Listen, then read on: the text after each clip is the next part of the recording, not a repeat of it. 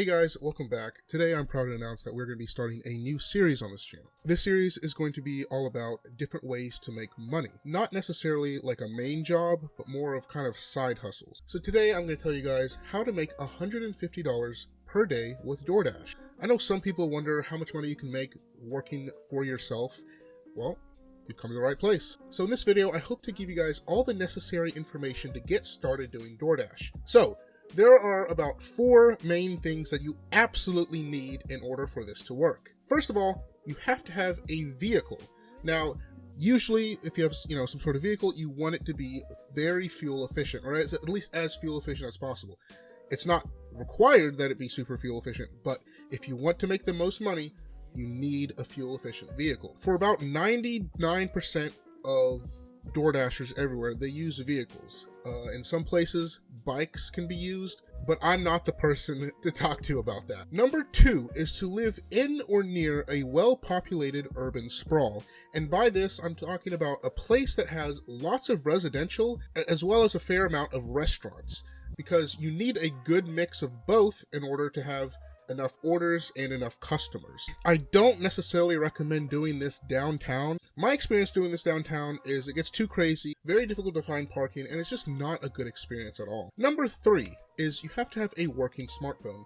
Now, from what I understand, literally almost any type of smartphone will work, unless you have some weird, wacky, crazy smartphone. Literally, you could probably buy a $50 smartphone just, from like Kroger or something, or from a grocery store, and it should work as long as it can, connect to the internet. You have cell service and everything, should be fine. And with this, of course, you need to be downloading the DoorDash driver app, and of course this is all free. Number 4 is you have to be physically prepared. You have to make sure your mind's in the right spot. I know this isn't like an actual job, quote unquote job, but you have to make sure you are ready to go. By this, I mean, get something to eat real quick, have something to drink, wash yourself, wear comfortable yet appropriate clothes, no wearing pajamas.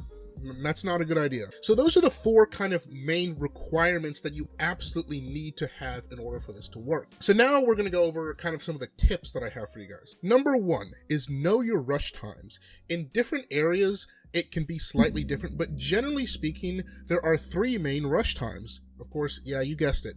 Breakfast, lunch, and dinner. So usually for breakfast rush, it starts at about 6 a.m.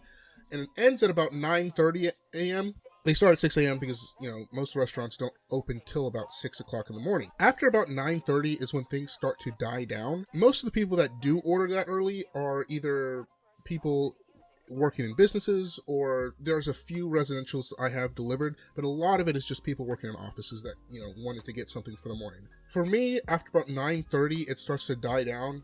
I mean, there are some days when it's consistently busy throughout the day, but generally speaking, 9:30, it starts to die down. So in my opinion, what you should do is probably go home or go do something productive. Go do something else that will be more beneficial to you. So from about 9:30 to about 10:30, generally speaking, again, these times can change. 9:30 to 10:30, 10:45, it's really a dead zone in a lot of places because that's kind of between rushes. So from about 11 to about 2 o'clock is the lunch rush. This rush usually tends to be pretty good, better than breakfast, because at this time, pretty much everyone's up, and it tends to be a great time. There are different, restaurants that will be open. You have to keep that in mind as well. For example, breakfast, Panera is pretty popular for breakfast, and it may not be popular later on in the day. And then here's the next dead zone. The next dead zone is from about 2 to about 4 or 5. This dead zone is usually the worst dead zone from what I've experienced. I've had times where I've gone an hour without an order at all. So especially during these times, these are times I'm either going back home or doing something, running errands, things I need to do. The dinner rush is probably the biggest one. It goes from about 5 or 6 all the way. It can last all the way till 12 a.m. It just depends on the day. Generally, it starts dying down around 9 to 10, but it can last longer. Now, when I'm talking about these rushes are usually times when you're guaranteed to have good orders and consistent orders. These are times when I'm generally making in profit at least $20 to $25 an hour. So again, the rush is the time you want to dash. My second tip is know your worth. Now, what do I mean by this? I mean that sometimes in the DoorDash app, actually a lot of times, unfortunately, you will get orders or offers for an order where you will be offered an order to go, let's just say 5 miles, and you're offered $2 to do that order. That order is not worth your time. You need to know your worth. Only accept orders that are worth it. Do not be afraid to reject order after order if they are just complete BS orders. If they are horrible orders, do not be afraid to reject those orders, because I'll tell you what, there will be another order waiting after that is going to be better. Now, these orders, these really low paying orders, are a result of customers not tipping well and DoorDash themselves not wanting to pay drivers well at all. This ties into my next tip number 3. It's not really a tip, it's just something to be aware of, is you have to know your market. Different places are going to have different markets. My general area that I usually dash is actually a really good market, and I'm very glad about it. But if you live in a smaller town, or if you live in a smaller area, it might not be as good, or it might be a different market. This all depends on the population. I would say some of it depends on how nice the houses are, which some of it does, but sometimes you'll go deliver to a super nice house and they won't tip like at all. So that's the unfortunate truth of door dashing. So know your market, know what people are usually ordering, know what times they're ordering. Some markets are better than others. Unfortunately, you could do the same exact work in one place and another place, and the first place you'll be getting, $5 or $6 more per hour. The second place you'll be getting $5 or $6 less. It just depends. My 4th tip, and this is very important, is be aware of gas prices. Now, when I say this, you can't really do much to change the gas price, but be aware of the gas prices in your area. For me, there are some gas stations that are incredibly, a lot more cheaper than the ones right next to my house.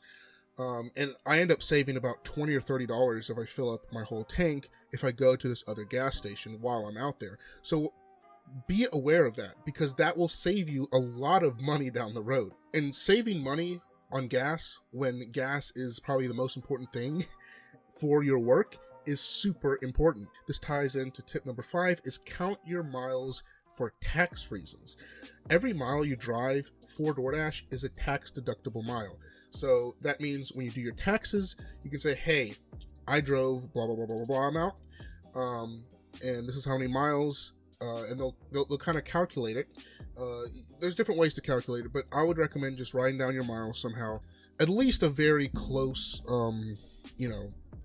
approximation of your miles for that day, so that when tax season comes around, you go to do your taxes, whether you do it yourself or you have someone else do it, you can show, hey, these are my taxes, these are my tax deductible miles.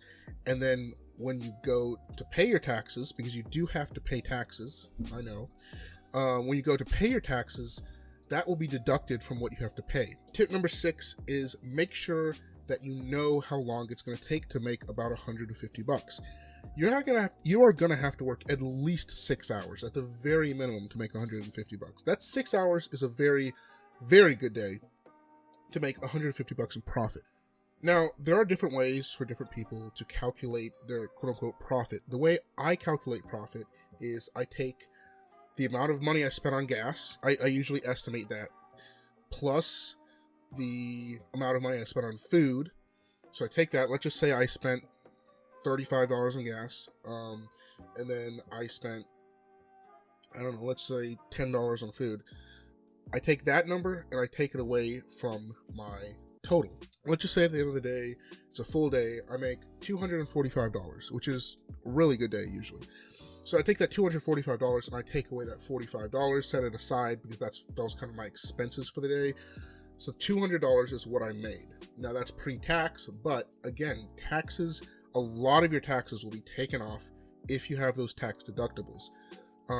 I had to pay almost not much in tax because I spent so much on gas. So after gas and food, you'll know how much you really make. Some people calculate profit just as a general. I like to calculate it as an actual profit.